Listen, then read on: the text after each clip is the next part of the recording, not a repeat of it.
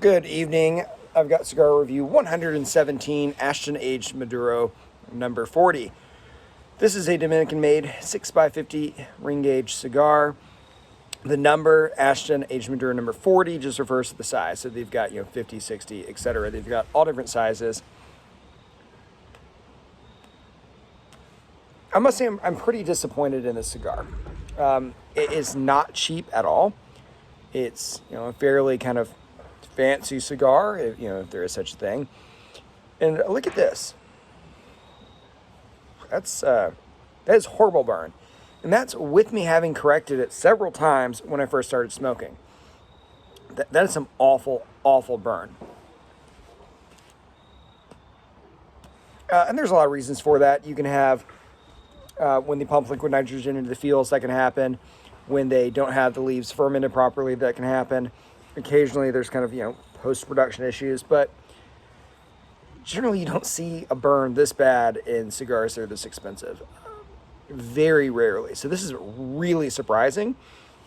Sometimes I get flavors that I don't particularly like in cigars that are this cost, but one that's this, poorly burning is unusual.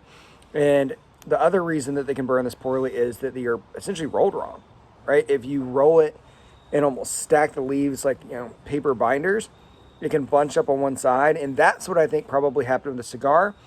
Maybe a roller had a bad day, but it's not burning well.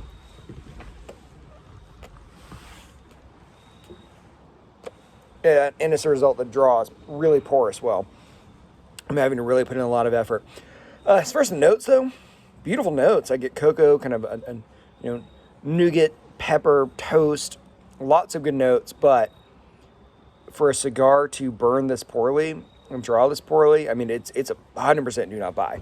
Now, we'll caveat that because I got tore up on a review like 40 reviews ago where I trashed the Alex Bradley Max, and someone said, oh, well, I liked it. It smoked well when I smoked it. Yes, it probably did. And I guarantee you there's people that have smoked this one that absolutely loved it. It smoked beautifully for them. It didn't for me today, right? I've only got one to try. I'm making my review off of this one cigar. So if you love this cigar and you think this guy's wrong, I'm not wrong. And you're not wrong. This is just my review of this one cigar, and it is burning poorly. And I understand that you might have one that burns perfectly well, but I do like the taste, right? So cocoa, nougat, pepper, toast, those things are typically consistent across cigars. No matter if they're rolled poorly, rolled well, burn well, they don't burn well, the taste should be the same. So taste, excellent, right? A+, maybe A-, but it's rubbish. A little bit about the brand. So this brand came out in 1985. It's kind of interesting how it works. So Ashton doesn't make cigars. Arturo Fuente makes every cigar for Ashton, and they make them in their Dominican factory. And the same brand, they manage La Aroma de Cuba and San Cristobal, but Fuente does not make those. Pepe Garcia makes those in the My Father factory.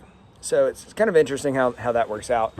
So Ashton doesn't actually make these. So the problem then would be, ultimately Ashton has to own it, right? Buck's got to stop somewhere, but, some Fuente roller probably messed this one up. But that's it, guys. Cigar Review 117, the Ashton Aged Maduro number 40. I was really looking forward to it. Really looking forward to it. It's a beautiful evening, but I've got to go with a do not buy tonight for this cigar. As always, thank you for watching.